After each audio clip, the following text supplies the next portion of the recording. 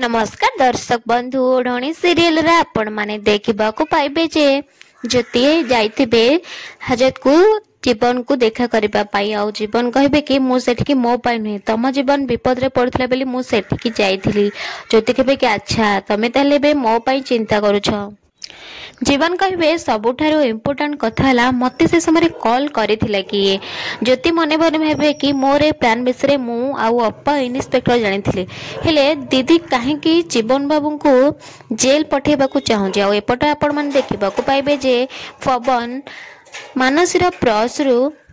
CD गोटे पाइबे आ से सीडी देखला बेले मानसी आसिक पहुंचे मानसी देखिकी दौड़ी पड़ोथे आ जीवन कहे कि पवन कहे कि रुह कुआडे पलैछ ए सीडी कहार आ ये सब कौटू आसला